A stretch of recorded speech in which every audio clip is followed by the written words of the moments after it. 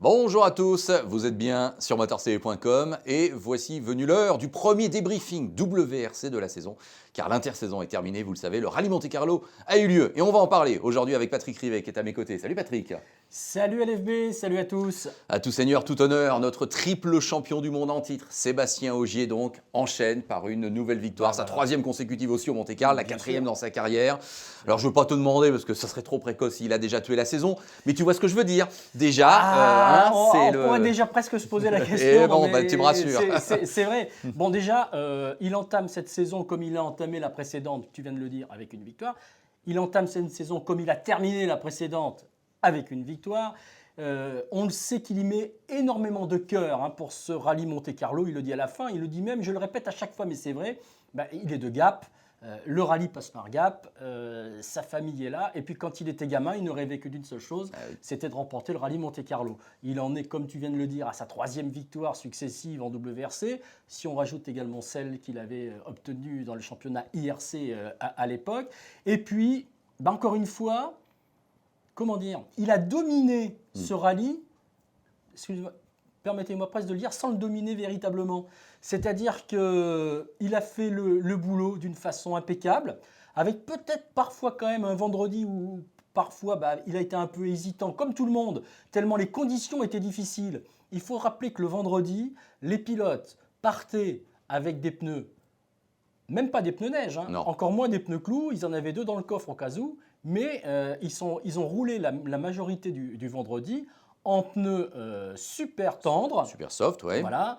Il y avait quand même des énormes plaques de glace et de neige. Et là, il fallait d'une prudence extrême. Et à chaque fois, on était à la limite de l'erreur, de la faute. D'ailleurs, lui-même en a fait une petite sur un parapet de pont où la voiture a un petit peu glissé et avec une suspension légèrement tordue. Donc les conditions étaient extrêmement difficiles. Et encore une fois, dans ce genre de conditions difficiles, le seul qui ne commet pas d'erreur et le seul qui va jusqu'au bout, tout en maintenant quand même un rythme suffisant pour se battre, c'est lui. Avec quand même un vendredi dont il a partagé la vedette avec Chris Meek. Il faut quand même le dire. Et comme il le dira également Sébastien à la fin de ce vendredi, dès lors qu'il baissait un petit peu du rythme ou dès lors qu'il était un peu trop prudent, boum, il reprenait une petite victoire de spécial de Chris Meek. Donc le vendredi a été plutôt, le jeudi soir, les deux premières spéciales du rallye qui ont lieu le jeudi soir, une a été signée par Ogier et la seconde par Meek, qui aurait presque pu d'ailleurs il aurait pu faire le grand chelem s'il n'avait pas fait un 360, un tête à queue. Voilà. Et le vendredi, les deux pilotes se battent et ces deux-là oublient un petit peu les autres. Il faut bien le dire. Et même Chris Meek a un petit peu fait oublier les Latvala, Mikkelsen, le départ complètement manqué des nouvelles Hyundai. Donc voilà, le vendredi a été haletant. Le samedi, il a réglé tout le monde. Et les autres, encore une fois, sont tombés dans la nasse, dans le piège tendu par Ogier et Ingracia. N'oublions jamais Julien, bien sûr, dans ce succès. Et puis, il y a 2 minutes d'écart entre le premier et le deuxième au terme du samedi. Et puis là, dans ces cas-là, vous connaissez le bonhomme aussi. Il n'est pas question de laisser les 3 points de la Power Stage à quiconque. Voilà, histoire de faire un 28-0 à Latvala, par exemple. Donc, marquer le maximum de points d'entrée, histoire de quand même bien installer son territoire, on va dire. Voilà, donc le prince de Monaco, plus que jamais, c'est Sébastien Ogier en matière de sport mécanique et de rallye. Alors Patrick, comme c'est le début de saison, je te propose rapidement de peut-être passer en revue tous les acteurs majeurs, et puis tu vas me dire ce que tu en as pensé. Commençons effectivement par Chris Meek, à qui on a envie de rendre hommage pour avoir été le seul à s'accrocher à Sébastien Ogier, et malheureusement, ça n'a pas tenu jusqu'au bout. Est-ce que quand même la situation n'est pas un peu paradoxale ? On sait que Citroën n'est plus là officiellement, on sait que Chris Meek ne va pas faire l'intégralité du championnat. Est-ce que quelque part, ça aurait pu, j'ose le dire, le libérer un petit peu ? Moi, je me demande si ça ne l'a pas libéré, justement, déjà un petit peu, avec, quoi qu'il arrive aussi, n'oublions pas, il commence enfin à avoir l'expérience dont il parle depuis plusieurs saisons. Chris Meek, c'est quelqu'un qui n'a jamais fait, hormis 2014-2015, des saisons complètes en championnat du monde. Il a quand même 35 ans, on va arrondir, il a 35 ans, mais c'est un petit jeune en termes de nombre de participations. Cette fois-ci, non. Voilà, il entame sa 3e, et c'est dommage qu'il ne la fasse pas en entier, mais sa 3e vraie saison de WRC. Donc là, il n'a plus d'excuse de dire oui, mais je ne connais pas tous les terrains. Il les connaît tous, il est polyvalent, il l'a prouvé par le passé, il dispose, quoi qu'il arrive, d'une bonne voiture.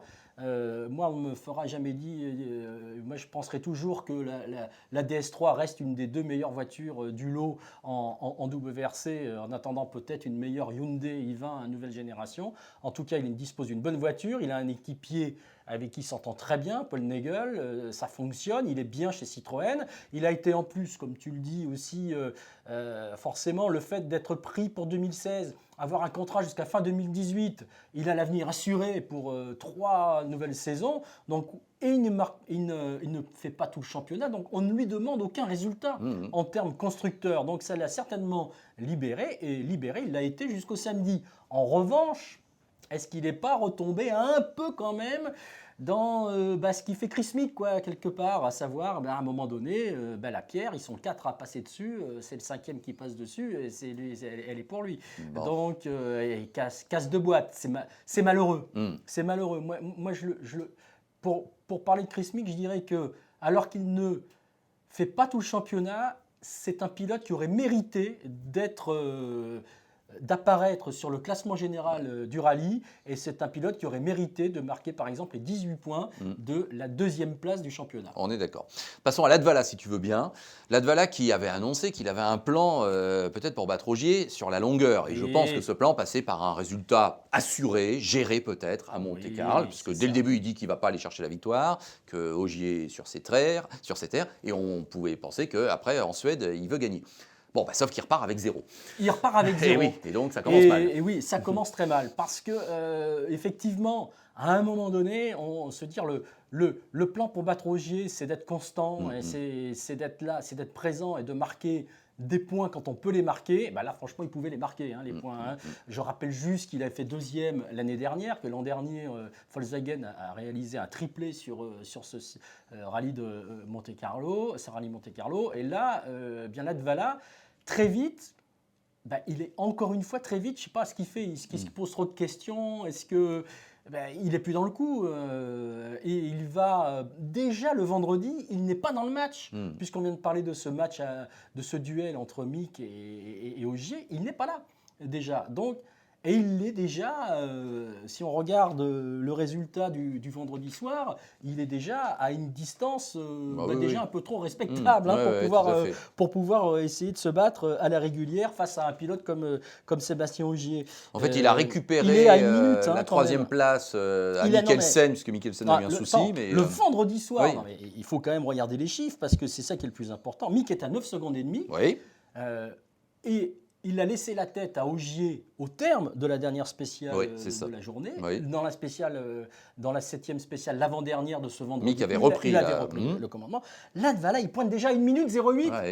C'est exactement. Oui, mais à ce moment-là, il se dit, c'est bon, je suis 3e. Et là, il commence à dire, je vais gérer, je ne me bats plus pour la victoire, et je vais gérer. Il ne gère rien, puisque le lendemain, il sort. Donc, et dans le 2e passage de la grande spéciale, la spéciale juge de paix, à partir du moment où il dit qu'il ne se bat plus et qu'il cherche simplement à terminer sur le podium, on se demande pourquoi il va les sortir à cet endroit. Et en plus, il y a une polémique sur sa sortie. Et alors, il a une suspension avec sursis. Enfin, c'est rare, je crois, franchement, WRC. Je ne me souviens pas qu'on en ait beaucoup parlé ces dernières années même. Donc, un pilote suspendu. Toi, il te semble qu'effectivement, il aurait fallu qu'il marque un peu plus le coup quand il traverse et qu'il heurte un spectateur. Alors, c'est vrai que quand il sort, comme toujours dans ces voitures, toute l'eau rentre par le compartiment moteur, ressort entre l'eau, la buée, tout.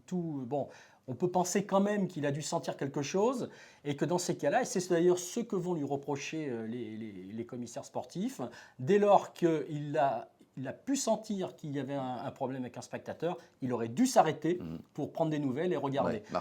Marquer le coup. Sa course était terminée de toute manière, puisque très vite on va s'apercevoir que la suspension avant gauche est touchée, et que d'ailleurs il ne pourra pas la réparer après sur le routier. Donc voilà, ce qu'on lui reproche le plus, c'est d'avoir fait un petit peu comme si de rien n'était, et le soir de dire j'ai appris plus tard que. Au niveau des commissaires sportifs, on estime que il s'en est rendu compte et que, bon, voilà, il y a eu un petit mensonge de ce côté-là. Effectivement, la punition est quand même assez importante parce que ça veut dire qu'il a au-dessus de la tête, désormais, la suspension d'un rallye. Ouais, Bon, comme si ça plus suffisait pas. Voilà, c'est Bon. ça. Alors, écoute, plutôt que de parler de la belle, finalement, deuxième place au général de Mikkelsen, qui assure un doublé, non pas un triplé cette fois-ci à Volkswagen, qui a bien fait le boulot, je voudrais quand même tout de suite te poser la question sur Hyundai. Alors, le podium de Neuville, c'est sûrement une bonne chose pour lui. Oui. Maintenant, est-ce que la performance globale de ces Hyundai sur ce rallye d'ouverture du championnat 2016 t'a rassuré ou Non. Oui, bon, bah, c'est ce que Non. je craignais d'entendre Non. pour eux. Je fais quand même juste une petite Oui, vas-y. parenthèse, puisque tu parlais de Mikkelsen. Juste te dire quand même qu'Andreas Mikkelsen, il avait à ses côtés Anders Jäger, qui l'an dernier était en junior aux côtés de Le Christian Viebi. Et que, somme toute, le nouveau duo norvégien, un jeune sans expérience qui remplace un ancien avec beaucoup d'expérience, Lafleur parti avec Holzberg, eh bien ça fonctionne. Donc quand même aussi sur ce rallye Monte-Carlo, c'est la preuve que l'osmose a été trouvée entre les deux Norvégiens et c'est rassurant pour la suite de la saison d'Andreas Mikkelsen.